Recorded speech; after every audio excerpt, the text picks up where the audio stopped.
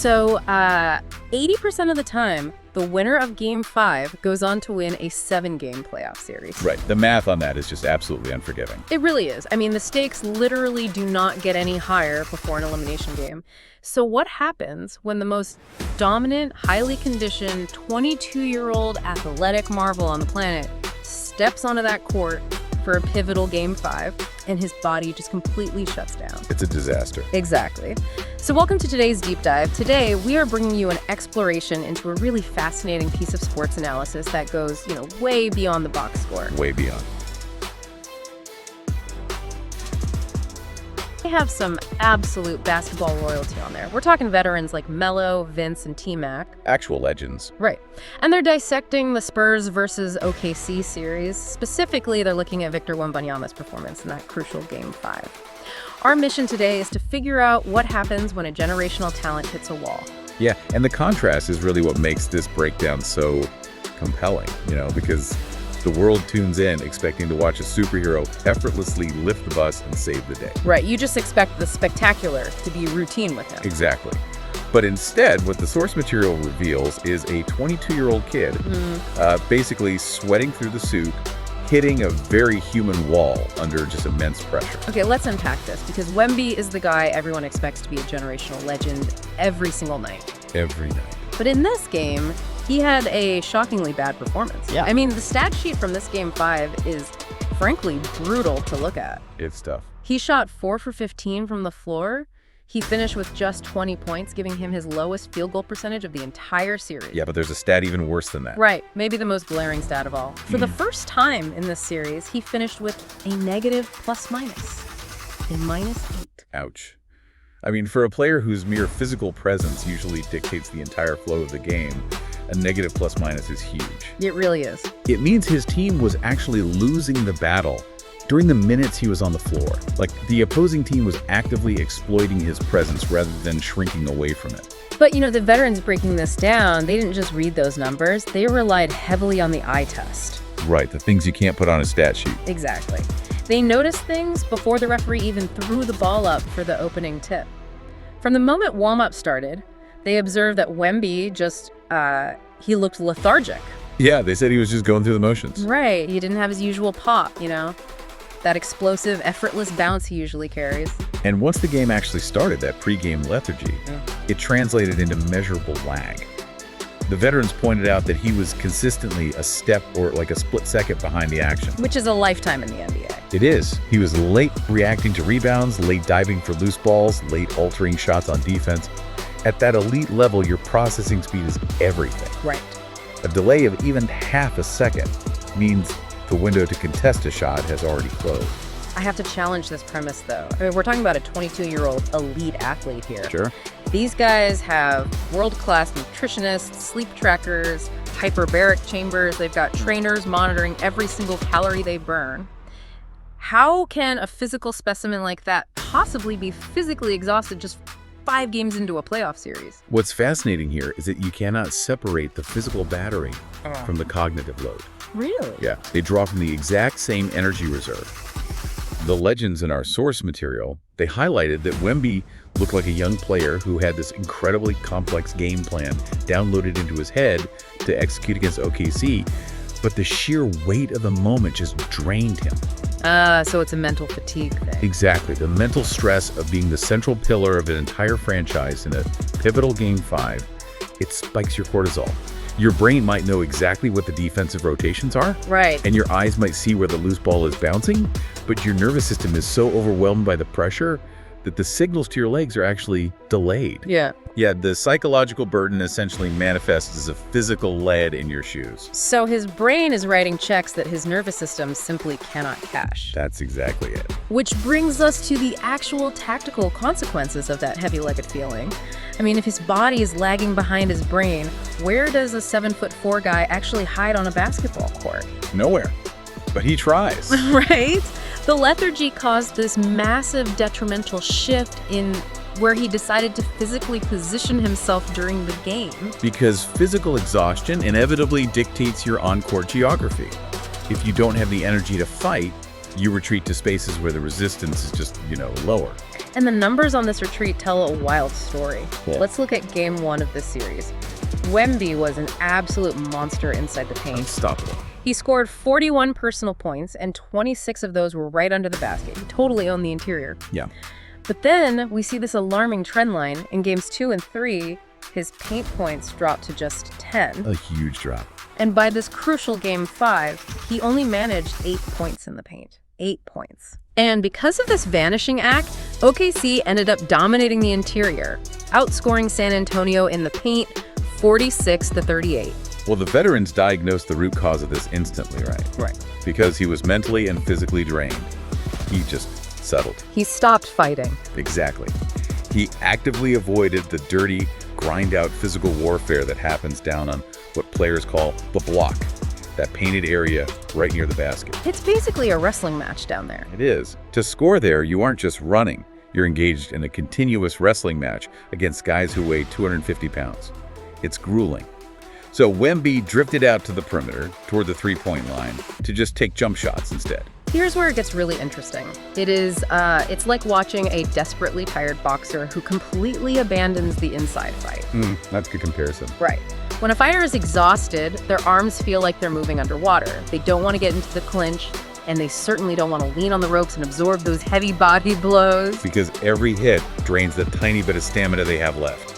Exactly. So instead, they backpedal. They stay on the outside of the ring, just throwing these weak, distant jabs. Sure, it requires much less energy to throw a jab from 3 feet away, but it lets their opponent entirely off the hook. That analogy perfectly illustrates the tactical error here. In basketball, drifting to the perimeter to shoot jumpers is the equivalent of throwing those weak jabs. Right. When you're 7'4" and incredibly skilled, your ultimate unguardable advantage is near the rim. But fighting for that position takes maximum effort. And the legends pointed out a very specific, dangerous trap that Wemby fell into because he was trying to conserve energy out there on the perimeter. Yes. The illusion of the easy dribble. Exactly. When you're tired, the absolute last thing a player of that height should do is catch the ball 20 feet from the basket and try to dribble past a smaller defender. It looks easier because you're standing in open space, right? It looks easier, but the physics of the game make it a total nightmare. Smaller guards have a much lower center of gravity. As the source material notes, they're built like fire hydrants. They can just get right up underneath his waistline. Yeah, we get under his leverage. And furthermore, when you're over 7 feet tall, the distance the ball has to travel from your hand to the floor and back up is enormous. Oh, true. It's a long way down. It gives a smaller, quicker guard ample time to just reach in and swipe it. So the big man is forced to protect the ball on the move. He's bending over, contorting his body, which throws him completely off balance. So he's actually working harder. Exactly.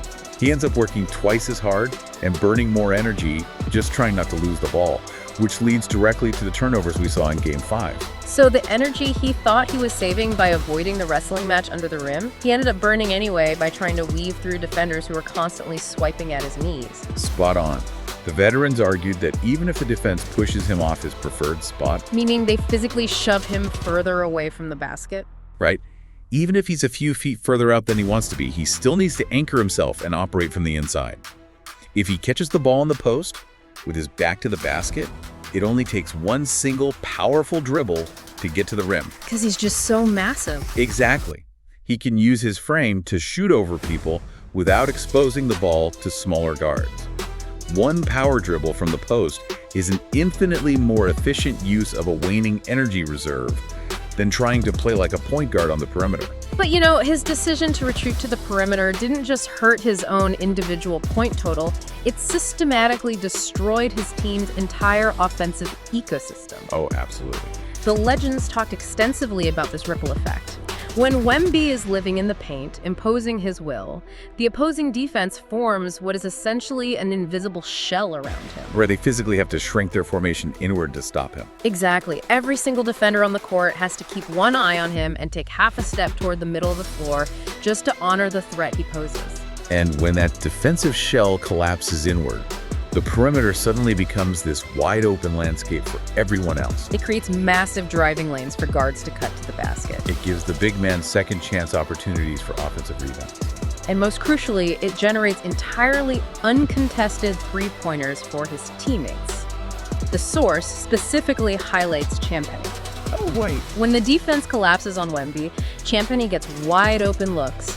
And when a shooter like Champagny gets going, it forces the defense to spread back out. Which then opens up the whole floor for the entire team again. Right. But that entire chain reaction, that whole magical ecosystem, it only activates if Wemby acts as the center of gravity in the paint. And the contrast with the Oklahoma City Thunder in this specific game perfectly illustrates what happens when a team's ecosystem is thriving versus when it just falls apart. Oh, for sure. While San Antonio's spacing was a total mess because Wemby was drifting, OKC's young players were capitalizing.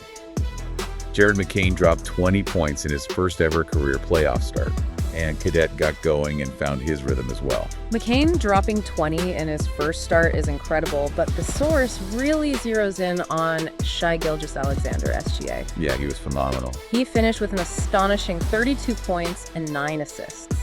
And the veterans were particularly impressed with the mechanical adjustments SGA made to get those points. The tactical breakdown they did here is brilliant. The veterans noted that it took SGA 5 full games to finally decode San Antonio's defensive strategy against him. 5 games of getting beaten up. Pretty much. For the first 4 games, the Spurs were aggressively forcing him to his right side. They were deliberately taking away his preferred left hand, angling their bodies to block his left hip, and just funneling him into uncomfortable spaces. So what does this all mean? The Spurs defense was actively trying to exhaust SGA, just like OKC was exhausting Wemby. Exactly the same concept. They were trying to dictate the terms of engagement and make him operate outside of his comfort zone. But instead of retreating to the perimeter or settling for shots he didn't want, like Wemby did, SGA completely re-engineered his approach. He adapted. How so? Well, the source details how he actively worked on getting to his preferred spots while driving to his right. He was mechanically mirroring his left-handed game on the opposite side of the court. Which is physically incredibly difficult to do. You're asking your body to execute muscle memory backward. Right, changing your footwork, your hip placement. And the angle of your release, all while moving at full speed against elite defenders. It's crazy. It is. It's the equivalent of being forced to write a complex essay with your non-dominant hand while someone is actively shoving you. Great way to put it. SGA found a mechanical counterpunch despite the defense doing everything in their power to wear him down and dictate his movements. I have to ask the obvious question here, though. If Wemby is the sun and his teammates are the planets, when he shifts his orbit away from the basket, the whole solar system falls out of alignment. It does. But isn't that literally the head coach's job to fix? If the star player is drifting to the perimeter and ruining the spacing, shouldn't the coach just call a timeout, grab the whiteboard, and draw up specific sets to force him back into the paint? If we connect this to the bigger picture, the veterans make a really profound point about the brutal reality of playoff basketball here. Okay, what is it? By the time you reach Game 5, Game 6, or Game 7 of a grueling series, the coach's whiteboard is practically useless. Really? Yeah. It's no longer about drawing up clever sets or running intricate plays. The opposing defense already knows every single play you are going to run. Oh, because they've been studying it for 5 games. Exactly. They blow those plays up before the second pass is even made. These games just devolve into dirty, chaotic, grind-out battles. So you cannot simply X and O your way out of exhaustion. No, you really can't. The structure just breaks down. The structure entirely evaporates. At this stage in the series, it is entirely about a star player willing their way through the resistance by any means necessary. Right. SGA realized the plays weren't going to save him, so he willed himself into mirroring his left hand on his right side. The harsh reality that these legends are pointing out is that Wemby has to find that same internal next gear. Just to force it. He has to actually want the contact. Right. And he has to mentally override his body's desire to rest, forcing himself into those exhausting, uncomfortable positions under the rim, regardless of what play the coach yells out from the sideline. And why is finding that mythical next gear so incredibly difficult to do in the moment? I think this is where the conversation in our source material takes its most brilliant and human turn. Oh, I love this part. We constantly forget the human element of professional sports. We demand these athletes operate as flawless, fatigue-proof machines. Right, like robots. But under the jersey, they are just young guys experiencing this crushing, suffocating pressure for the very first time. The sudden shift to empathy in this breakdown is definitely the most revealing part. The host of the Chaz NBA show just pivots. Yeah, it's great. He stops them from critiquing Wemby for a moment and asks these Legends guys who have just spent 10 minutes analyzing a 22-year-old's lack of willpower to recall their own very first playoff experiences. And the facade immediately drops. The irony here is so fascinating. They all just start laughing at themselves. They do. One of the legends recalls being 19 years old in his first playoff appearance. He wasn't even the star, he was coming off the bench, and his team got absolutely swept off the floor. Yeah, and another veteran admits he was completely physically drained after just the very first game of his first playoff series. Just game one. Just game one. He didn't even make it to a game 5 before hitting the wall. He even jokes during the segment that Jeff Van Gundy is probably somewhere listening to the show laughing at them for finally admitting out loud how overwhelmed they were back then. It's hilarious. You have these revered Hall of Fame veterans demanding a historical dominant performance from a 22-year-old in a Game 5. Right. And in the very next breath, they are chuckling about how they were essentially useless, terrified, and physically empty at 19 and 22 in their own debuts. That laughter really exposes a fascinating unspoken rule of professional sports that the source spells out clearly. What's the rule? Athletes spend their entire lives teaching the world that they are never tired. They are deeply conditioned from childhood to project an aura of total invulnerability. Oh yeah, never show weakness. Never. Even when their legs feel like they're made of concrete and their lungs are burning, the cardinal rule is that you can never admit fatigue. You can never bend over and grab your shorts. You can never show the opponent that the battery is empty. We are never tired. It is a mandatory delusion. Totally. Even when the game tape clearly shows a massive center settling for a 20-foot jump shot because he simply does not have the physical strength left to back down a defender in the post. This raises an important question. If you are trapped in a culture where you can never admit you are exhausted, how do you actually learn to push past it? That's a great point. How does an incredibly talented but utterly drained 22-year-old bridge the massive gap between struggling through a miserable Game 5, eventually evolving into a champion who can dominate a Game 7? It's not easy. No, it's not. The laughter from these veterans isn't mocking Wemby's failure. It's profound empathy. They know firsthand that this terrible performance isn't a permanent stain on his career. It's a mandatory initiation. It is the ultimate unavoidable learning curve. You do not even know that you possess a next gear until you completely run out of gas on the biggest possible stage with millions of people watching. Right. And you realize the vehicle will not move another inch unless you get out and physically push it yourself. Because you cannot be taught that lesson on a whiteboard. Yeah. You have to actively feel the awful consequences of settling for that perimeter jump shot. You have to live it. You do. You have to look up at the scoreboard and experience the shame of a negative plus-minus. You have to stand there, heavy-legged, and watch the opposing team's rookie like Jared McCain drop 20 points on your home floor. You have to watch a guy like SGA mathematically dismantle your defense. That acute pain, that public exhaustion, is the crucible. It's the fire. It is the fire that forces a young player to realize that raw talent is absolutely worthless when the tank is empty.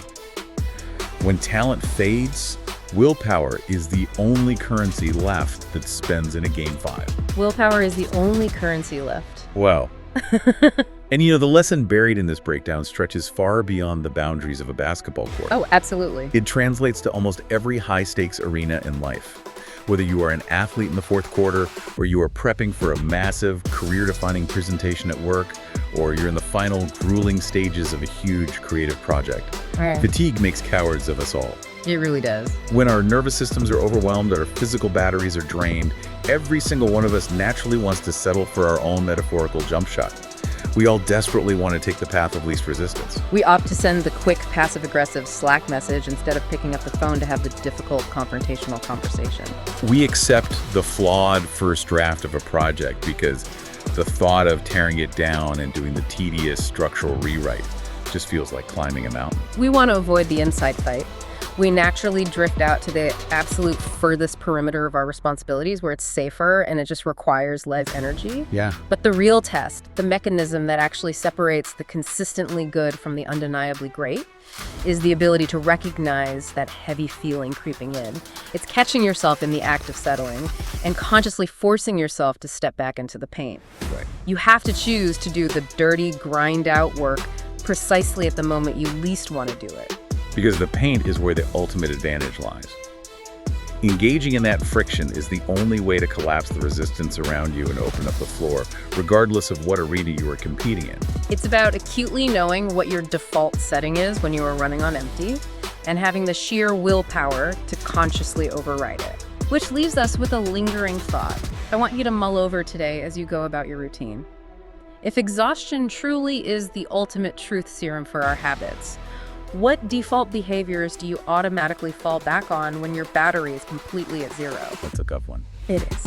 When the pressure is at its absolute highest and you are entirely drained, does your focus subtly shift away from the very difficult things that actually make you successful? It requires a lot of self-awareness to answer that, honestly. It really does.